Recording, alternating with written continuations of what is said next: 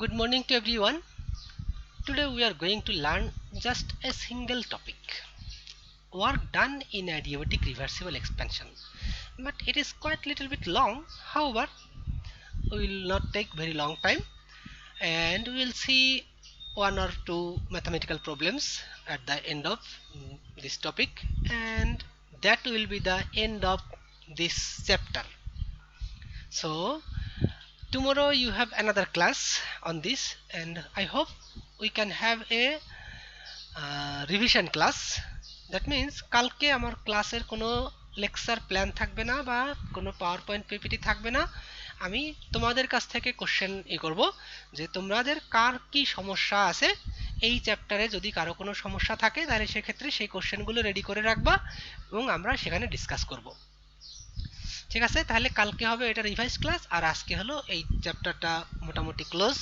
তো সেক্ষেত্রে লাস্ট যে টপিকটা বাকি আছে আমাদের, তো সিলেবাস দেখো যে সিলেবাসে আমাদের যে চ্যাপ্টার অনুযায়ী ফার্স্ট চ্যাপ্টারে যা যা ছিল সবগুলো টপিক আমি কভার করেছি কিনা। যদি কোনো মানে টপিক বাই চান্স মিস করেছে যায় সেক্ষেত্রে সেই টপিকটা করে দিল, রিমাইন্ড করিয়ে দিও। তো সেক্ষেত্রে আমরা দরকার হয় পরে আবার কভার করতে পারবো। তো I think we have covered most of the topics what we have mentioned in the syllabus. So last topic is work done in adiabatic reversible expansion. মানে adiabatic expansion এটার মানেটা কি?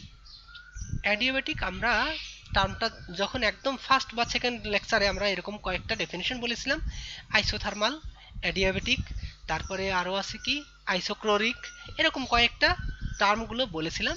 সেখানে বলেছিলাম যে অ্যাডিয়াবেটিক মানে হলো যেখানে কোনো জিনিসের তাপের আদান প্রদান হবে না। তাপের আদান প্রদান হবে না মানে কোনো একটা সিস্টেম এবং সারাউন্ডিং এর সিস্টেমের কথা আমরা সবসময় যাই কনসিডার করি না কেন সবসময় সিস্টেম, এবং সিস্টেমের বাইরে যেতে গেলে সেটা হলো সারাউন্ডিংস। তাহলে সেই সিস্টেম থেকে হিট বাইরে যাবে না অথবা বাইরের থেকে হিট ভিতরে আসবে না। তাহলে এটা হলো আমাদের অ্যাডিয়াবেটিক প্রসেস। তাহলে অ্যাডিয়াবেটিক প্রসেসের এখন আমরা দেখব যে অ্যাডিয়াবেটিক রিভার্সিবল এক্সপ্যানশন।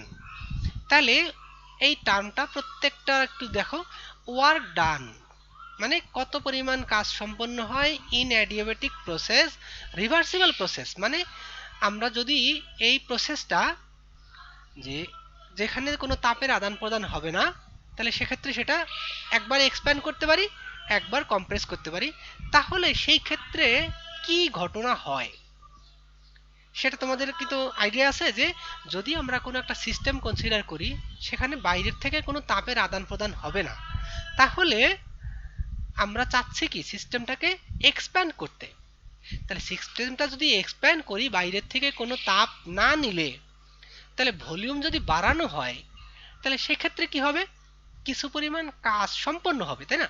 ভলিউম যখন চেঞ্জ হবে, যে কোনো সিস্টেমের ভলিউম চেঞ্জ হলে সেক্ষেত্রে কিছু পরিমাণ কাজ সম্পন্ন হয়, সেটা হয় work on the system or work by the system. তাহলে সেক্ষেত্রে দুইটা প্রসেস হয়।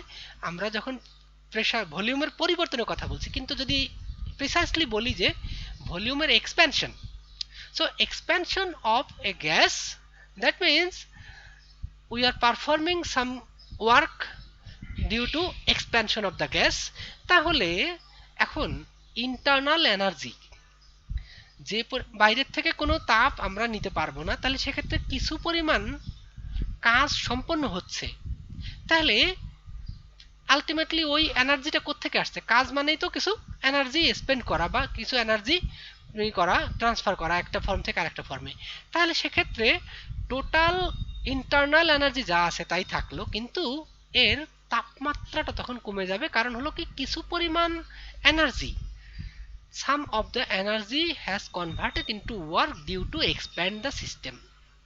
তাহলে এই কথাটা কিন্তু আমরা আগে কোনো একদিন বলেছিলাম, আমার মনে পড়ে যে যেহেতু এই যে রিভার্স এর যদি ভলিউমটাকে এক্সপ্যান্ড করি, অ্যাডিয়াবেটিক প্রসেস মানে বাইরের থেকে কোনো আমরা তাপের আদান প্রদান করব না, সেই ক্ষেত্রে কি হবে, ভলিউমটা এক্সপ্যান্ড হচ্ছে। ভলিউম এক্সপ্যান্ড হলে definitely we have perform some work, then from where the energy is coming, some of the internal energy is converting into work energy or PV work.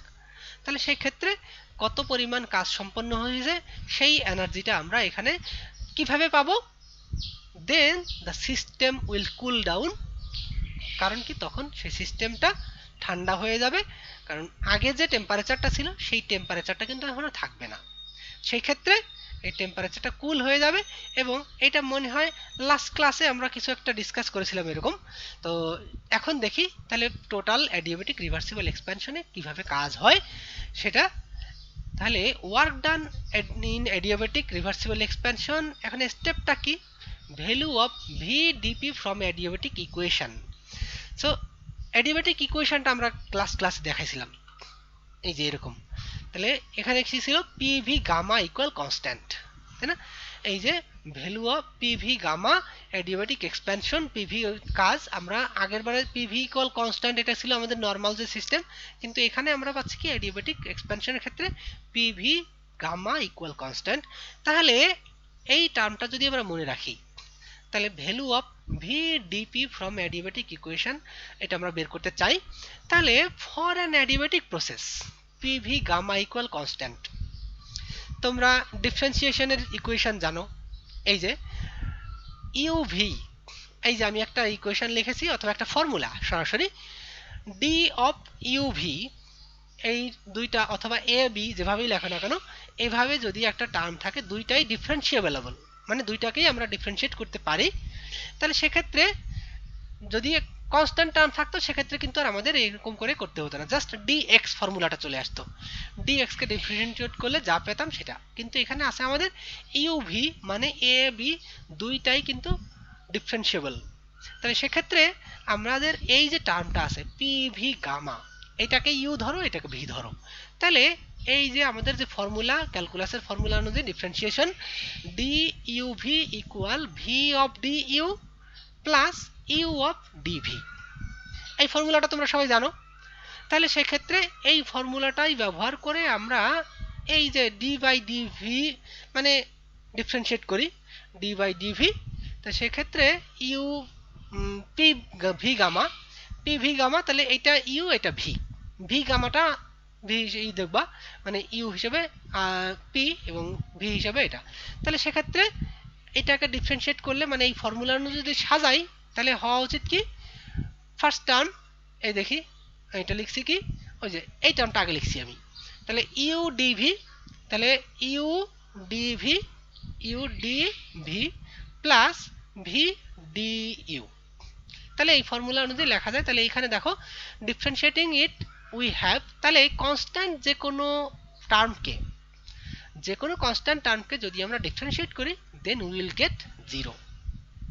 তো সেই ক্ষেত্রে আমাদের রাইট সাইড, তাহলে এই দুই সাইডকে যদি আমরা ডিফারেন্সিয়েট করি then we can get this types of term d of P V gamma equal d by dV constant equal, তাহলে অর এটাকে লেখা যায় কি P of d by dV V gamma plus V gamma d by dV P. তাহলে এখন এই call, তাহলে right সাইডটা জিরো হলো। এখন ভি গামা, ভি গামা এটাকে ডিফারেন্সিয়েট করলে কি হয় সবাই জানো, ভি গামা তার মানে x to the power N, x to the power N K যদি ডিফারেন্সিয়েট করা হয় তাহলে কি হয় N into x to the power n minus one, তাই না? কিছু বলছো? না স্যার, সূত্রটা হ্যাঁ বলতেছিলাম। আচ্ছা আচ্ছা ঠিক আছে। হ্যাঁ তাহলে আমরা এই যে x to the power N K যদি ডিফারেন্সিয়েট করি N into x to the power n minus one, তাহলে সেই অনুযায়ী আমাদের এই দেখো এন ইন্টু ওই যে পি যা ছিল সেটা থাকলোই, তারপরে n to the power sorry x to the power n minus one, আর ডিভিতে যার টার্মটা সেটা, আর এই টার্মটাকে ডিফারেন্সিয়েট করলে ভি গামা আর ডিপি মানে ডিপি বাই ডিভি, তাহলে ভি এর রেসপেক্টে এটাকে ডিফারেন্সিয়েট করলে আমরা জাস্ট ডিপি যেভাবে আছে সেটাই পেলাম। তাহলে এই হলো ডিভি, হওয়া উচিত আসলে ডিপি বাই ডিভি, এখানেও যেমন আসলে যে ডিভি বাই ডিভি এটা থাকে, তাহলে সেক্ষেত্রে আমাদের ওভারঅল এখানে থাকলো কি ডিপি বাই ডিভি, তাহলে এখন এই ভিটাকে তুমি এই পাশে নিয়ে গেলে জিরোই থাকলো, আমাদের এটা লেখার দরকার নেই। তাহলে থাকলো কি এই পাশে ভি গামা ইন্টু ডিপি, আর এখানে হলো তো এই যে gamma P V gamma minus 1 dV plus V gamma dP equal 0 dividing by, এখন এই ইকুয়েশনটাকে যদি আমরা ভি গামা মাইনাস 1 দিয়ে ডিভাইড করি, এই যে এই পাশে ভি গামা মাইনাস 1 আছে, এইটার সাথে নেই, তাহলে পুরো টার্মটাকে যদি আমরা V to the power gamma minus 1 দিয়ে ডিভাইড করি, তাহলে এই টার্মটা ক্যান্সেল হয়ে যায়, আর এইখানে থাকে কি, এখানে আছে V to the power gamma, আর এখানে আছে যদি ডিভাইড করি তাহলে V to the power gamma minus 1, তাহলে V to the power gamma cancel হয়ে যাবে, এখানে নিচে মাইনাস 1 থাকে, তাহলে মাইনাস 1টা উপরে চলে যাবে, তাহলে শুধু থাকবে কি, শুধু ভি, তাই না? দেখো, তাহলে এই যে এই টার্মটা তখন V to the power gamma দুইটা ক্যান্সেল হয়ে গিয়ে এই নিচে ছিল V to the power minus 1, তাহলে থাকে কি, উপরে নিয়ে গেলে শুধু V to the power plus 1, মানে এই যে ভি, তাহলে ওভারঅল যে অংশটা থাকলো এই যে V to the power dP, V to the power 1 dP gamma, এই অংশটা যা থাকলো V to the power gamma minus 1, এই টার্মটা ক্যান্সেল হয়ে গেল, তাহলে থাকলে কি gamma into P into dV plus V dP equal 0, তাহলে আমরা এখানে পাচ্ছি কি, তাহলে V dP equal minus gamma P dV, তাহলে এইখানে ভ্যালু অফ ভি ডিপি এর ভ্যালুটা আমরা এখান থেকে পেয়ে গেলাম minus gamma into P dV. এই হলো আমাদের স্টেপ 1 এর কাজ। স্টেপ 2 তে কি আছে, value of V dP from ideal gas equation. তাহলে আইডিয়াল গ্যাস ইকুয়েশনের জন্য আমরা জানি কি, পিভি ইকুয়াল এনআরটি। এখন যদি আমরা কনসিডার করি যে গ্যাসটা 1 mole of gas, value of VDP from ideal gas equation for 1 mole of ideal gas, তাহলে পিভি ইকুয়াল লিখতে পারি আমরা 1 আরটি, তাহলে 1 লেখা না লেখা একই জিনিস, তাহলে পিভি ইকুয়াল আরটি। তাহলে এখন আগে আমাদের ইকুয়েশনটা কি ছিল, এই যে এখানে কোনটা লিখবো, এইটা যদি লিখি না, তাহলে পিভি ইকুয়াল আরটি, তাহলে PDV plus VdP equal R DT, complete differentiation gives, আচ্ছা তাহলে এই দুইটা, এই টার্মটাকে যদি আমরা ডিফারেন্সিয়েট করি, এই ইকুয়েশনটাকে যদি ডিফারেন্সিয়েট করি, তাহলে কি পাবো, পিডিভি প্লাস ভিডিপি, সোজা কথায় যেটা, এইটাকে ডিফারেন্সিয়েট করলে এটা, আর এই রাইট হ্যান্ড সাইডকে ডিফারেন্সিয়েট করলে আর হলো আমাদের কনস্ট্যান্ট, তাহলে কনস্ট্যান্টকে ডিফারেন্সিয়েট করার কিছু নাই, তাহলে সেক্ষেত্রে এক্স যদি থাকে, তাহলে সেক্ষেত্রে ডিফারেন্সিয়েট করলে আমরা শুধু ওই এ তো যা কনস্ট্যান্ট টার্ম আছে সেই কনস্ট্যান্ট টার্ম থাকলো, তারপরে ডিএক্স, তাহলে এই পুরো টার্মটাকে যদি আমরা লেফট সাইড রাইট সাইডকে ডিফারেন্সিয়েট করি, then we are getting PdV plus VdP equal R DT. তাহলে এখন ভিডিপি এই পার্টটা লেফট সাইডে থাকলো, তাহলে এই টার্মটাকে আমরা রাইট সাইডে নিয়ে যাই, তাহলে থাকলো কি আর ডিটি মাইনাস পিডিভি। তাহলে value of VDP from ideal gas equation, এই ইকুয়েশন থেকে আমরা এখানে দেখলাম যে ভিডিপি এর ভ্যালু। এরপরে থার্ড স্টেপে কি, সাবস্টিটিউশনটা কি করব, substituting the value of VDP from equation 1 and 2, তাহলে ইকুয়েশন 1 এর থেকে যে ভ্যালুটা পেয়েছি ভিডিপির মানটা, VdP equal minus gamma PdV, তাহলে এই ভ্যালুটা যদি আমরা 2 নাম্বার ইকুয়েশন বা এই যে ইকুয়েশনটা যেটা পেলাম এখানে বসিয়ে দেই, এখানে কি আমি স্টেপ 2 তে বসাই, আমি ইকুয়েশন নাম্বার দেইনি, তাহলে VDP equal R dT minus PDV, তাহলে এখানে কি হবে, মাইনাস মাইনাস একটা প্লাস হবে, তাহলে গামা পিডিভি যে যা ছিল ওখানে গামা স্টেপ 1 এ গামা পিডিভি, ঠিক আছে, ভিডিপি রিপ্লেসমেন্টে বসাই দিলাম, তাহলে পিডিভি এখন সেটা হলো R dT minus PdV minus gamma PdV. তাহলে এখন এই জায়গা থেকে আমরা আর ডিটি এই টার্মটা লেফট সাইডে রাখলাম, এই টার্মটা রাইট সাইডে নিয়ে গেলাম, থাকে কি জাস্ট এই যে যেটা আছে এটা তখন মাইনাস যাবে প্লাস হয়ে, তাই প্লাস হয়ে গেল পিডিভি মাইনাস গামা পিডিভি। আচ্ছা, তাহলে এখন এই টার্মটার মধ্যে, এই দুইটা টার্মের মধ্যেই আমাদের পি কমন আছে, তাহলে পি যদি কমন নিয়ে নেই তাহলে থাকলো কি পি ইন্টু আর ডিভি তো থাকবেই, ডিভিটা ডান পাশে আছে, এটার মধ্যেও ডিভি আছে, এটার মধ্যেও ডিভি আছে, তাহলে এখানে থাকলো কি এই পি, তাহলে থাকবে শুধু এই পাশের থেকে PDV gamma common, PDV common নেওয়া হলো P into 1 minus gamma DV, তারপর ডিভি, তাহলে পি ডিভি ইকুয়াল কি হবে, পি ইন্টু ডিভি সমান R DT divide by 1 minus gamma, তাহলে এই 1 মাইনাস গামাটাকে এই পাশে নিয়ে আসি আমরা, তাহলে ডিভাইড হিসেবে চলে আসবে। তাহলে P DV equal R DT divide by 1 minus gamma if there are n moles of gas. একটু আগে আমরা 1 মোল ধরে নিয়েছিলাম, তাহলে এখন যদি আমরা ওইটাকে 1 মোল ধরে না নিয়ে n মোল হিসেবে চিন্তা করি, তাহলে এটা হলো পি ডিভি আসলো ফর 1 মোল। তাহলে এখানে আমরা যদি n মোলের জন্য চিন্তা করি, তাহলে P DV equal n multiplied by R DT divide by 1 minus gamma. তাহলে এ হলো আমাদের যে পি ডিভির value at adiabatic expansion for n moles of gas. হ্যাঁ, n মোলস অফ মলিকুল বা গ্যাসের ক্ষেত্রে যে P DV the pressure volume work done in the adiabatic process.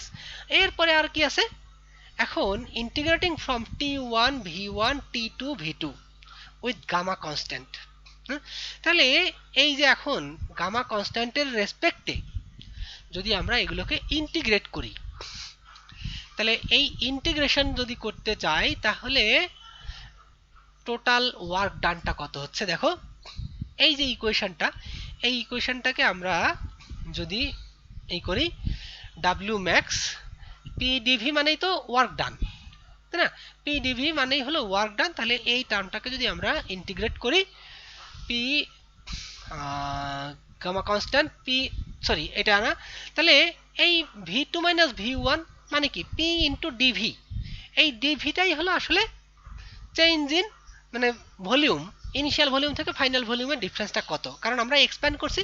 তাহলে সেক্ষেত্রে ইনিশিয়াল ভলিউম ভি ওয়ান ছিল, ফাইনাল ভলিউম ভি টু, তাহলে সেক্ষেত্রে আমরা ডিভিটাকে লিখতে পারি V two minus V one হিসেবে, অথবা অল্টারনেটলি আমরা যেভাবে ধরে নিছি V two minus V one equal dV. তাহলে পি ইন্টু ডিভি এটা, তাহলে আসলে পি ভি ওয়ার্ক বা পি ডিভি ইকুয়াল হলো যে ওয়ার্ক কতটুকু পারফর্ম হয়েছে। এখন আমাদের যে ইকুয়েশনটা ছিল এখানে, সেই ইকুয়েশনটাকে আমরা ইন্টিগ্রেট করি with respect to gamma constant, considering with gamma constant. তাহলে এখন আমাদের এই যে T1 থেকে T2 এই টেম্পারেচারের রেসপেক্টে integrating from T1 V1 to T2 V2, initial temperature T1 ছিল, ভলিউম V1 ছিল, ফাইনাল টেম্পারেচার T2 এবং ফাইনাল ভলিউম V2। তো সেক্ষেত্রে এই রেঞ্জের মধ্যে যদি আমরা ইন্টিগ্রেট করি তাহলে যে ওয়ার্ক ডান বা ডাব্লিউ ম্যাক্স ইকুয়াল আসছে কি integration of T1 T2 limit R N DT N R DT, তাহলে এন ও কনস্ট্যান্ট আর ও কনস্ট্যান্ট আর 1 minus gamma that is also constant. তাহলে এন আর আর 1 মাইনাস গামা এই তিনটা টার্মকে আমরা বাইরে নিয়ে যাই, তাহলে এন আর 1 মাইনাস গামা, তাহলে এখন থাকে কি শুধু ডিটি। তাহলে ডিটিটাকে আমরা ইন্টিগ্রেট করব over the limit of T1 to T2। তাহলে T1 টু T2 এই রেঞ্জের মধ্যে যদি আমরা ইন্টিগ্রেট করি then we will get just dx কে যদি ইন্টিগ্রেট করা হয় কত, সেটা শুধু x হবে। তাহলে কি x এর লিমিটটাকে বসিয়ে দাও T1 T2, তার মানে T2 মাইনাস T1 n আর যা ছিল n R divide by 1 minus gamma into T2 minus T1। তাহলে এই যে আমরা ইন্টিগ্রেট করলাম, তাহলে এই ইন্টিগ্রেশনটা কিন্তু আমি করে দেখাইলাম না, তারপরেও কিন্তু যা মুখে বললাম আমার মনে হয় তোমরা সবাই ইন্টিগ্রেশনটা ভালো জানো, আমার থেকে অনেক ভালো জানার কথা এখন, কারণ আমি তোমাদের থেকে কত বছর আগে পড়েছি ইন্টিগ্রেশন, এখন থেকে 2003 সালে 2002 সালে আমি ইন্টারমিডিয়েট পড়তাম। স্যার আমার জন্মের সময়। 2002 তো তোমার জন্ম? জি স্যার। আচ্ছা, তখন আমরা আমি ইন্টারমিডিয়েটে পড়েছি 2001 সালে ভর্তি হলাম, 2002-3 যে এইচএসসি পরীক্ষা দিলাম। তাহলে তোমরা তাহলে আমার থেকে এত ছোট তোমরা, হায় রে। যাই হোক, তাহলে ইন্টিগ্রেশনটা তোমাদের ভালোই মনে আছে, আমার যতটুকু মনে আছে তার থেকে, সে কারণে আমি এত ডিটেলস গেলাম না বা প্রত্যেকটা পার্ট দেখালাম না। তাহলে এখন এই যে আমরা কিন্তু total work done in the adiabatic reversible expansion সেক্ষেত্রে আমরা পেয়ে গেলাম। তাহলে এখন দেখো when T2 greater than T1 এই যে ভ্যালুটা যদি আমরা পজিটিভ পাই, মানে টেম্পারেচার ফাইনাল টেম্পারেচার, তাহলে ফাইনাল টেম্পারেচারটা যদি বেশি হয় তাহলে when T2 greater than T1 W max is negative. তাহলে এইটা কিভাবে হলো, when T2 greater than T1 W max is negative because আচ্ছা আচ্ছা আচ্ছা এইটা ঠিক আছে। হ্যাঁ, তাহলে যদি T2 এর মানটা যদি বড় হয়, এখানে 1 মাইনাস গামা, এই গামার ভ্যালুটা কিন্তু আইডিয়াল গ্যাসের ক্ষেত্রে আমরা নরমালি জানি 1.67, কালকে দেখাইছিলাম, এই যে এইখানে ছিল, এই দেখো gamma for an ideal mono atomic gas is 1.67, মানে কি এই গামার ভ্যালুটা সবসময় 1 এর থেকে বড়। তাহলে আমরা এই যে এখানে যেটা পেলাম when T2 greater than T1, তার মানে এইটা যদি বড় হয় এটা যদি ছোট হয়, তাহলে এইটা কি হবে, একটা পজিটিভ নাম্বার। পজিটিভ নাম্বার এই পার্টটা, তাহলে এই পার্টটা যদি নেগেটিভ হয়, এটা তো ডেফিনেটলি নেগেটিভ 1 মাইনাস গামা, কারণ 1 মাইনাস 1.67, তাহলে এই গামা বা সব ক্ষেত্রে যে 1.67 হবে এমন না, তবে ডেফিনেটলি গ্রেটার দ্যান 1। কারণ আমরা এই যে অ্যাডিয়াবেটিক এক্সপ্যানশন যখনই পড়তে গেছি সেখানে আমাদের এই যে এই মিশার এই টার্মটা গামা টার্মটা অবশ্যই থাকবে এবং সেটা অবশ্যই গ্রেটার দ্যান 1। যদি গ্রেটার দ্যান 1 না হতো সেক্ষেত্রে আমাদের অ্যাডিয়াবেটিক এক্সপ্যানশন বা কম্প্রেশন এটার টার্মটা আসতো না, সেক্ষেত্রে গামার ভ্যালুটা সবসময় কি হবে, গ্রেটার দ্যান 1।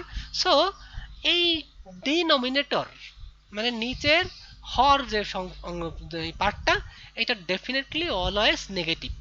তাহলে এই পুরো টার্মটা তখন নেগেটিভ হয়ে যায় যদি T2 minus T2 minus T1 অথবা T2 গ্রেটার দ্যান T1। তাহলে T2 এর ভ্যালু যদি T1 এর থেকে বড় হয়, সেক্ষেত্রে এই নমিনেটরটা এটা কি থাকবে, যে সবসময় এটা পজিটিভ নাম্বার। পজিটিভ যদি হয় সেক্ষেত্রে overall the fraction becomes negative, so the work is negative. আর যদি T1টা ছোট হয়, T1টা যদি বড় হয়, if T1 is greater than T2, তাহলে এই যে T2 মাইনাস T1 এই টার্মটা তখন একটা নেগেটিভ টার্ম আসবে। তাহলে নেগেটিভ টার্ম হলে সেক্ষেত্রে this is also negative and the first term or top term also negative, so we can consider the fraction will B A positive number, so the work done, the maximum work done will be a positive number or positive value. So when T2 greater than T1, W max is negative because 1 minus gamma is negative. This means that work done on the gas. তাহলে সেক্ষেত্রে যদি negative হয়, আমরা সবসময় বলেছি কি যে এইটার ক্ষেত্রে ওই এক্সপ্যানশন বা কম্প্রেশনের ক্ষেত্রে সাইনটা পজিটিভ হবে কখন, যদি if the work done on the system or by the system, তাহলে সিস্টেম যদি নিজে নিজে কাজ করে তাহলে সেই কাজটাকে আমরা বলেছিলাম নেগেটিভ। আর যদি if the work is done on the system, সেটা ছিল কি আইসোথার্মাল রিভার্সিবল এক্সপ্যানশন ওয়ার্ক। সেখানে আমরা বলেছিলাম যে যদি সিস্টেমটা এক্সপ্যান্ড হয়, দ্যাট মিন্স ভলিউমটা বেড়ে যায়, তাহলে সেক্ষেত্রে the work is done by the system, that will be negative. Or if the system works on the system, if work is done on the system, then we have considered the work will be positive. কিন্তু এখানে কি হচ্ছে, this means that work is done on the gas, তার মানে এই ভ্যালুটা হলো negative পাচ্ছি, so the work is done on the gas. On the other hand, when T2 less than T1, that means এই টার্মটা তখন কি হবে, একটা নেগেটিভ ভ্যালু হবে এবং এইটাও নেগেটিভ এটাও নেগেটিভ, যে কারণে ওভারঅল একটা পজিটিভ টার্ম পাবো। তাহলে W max becomes positive or greater than 0. W max is positive, which means that work is done by the gas.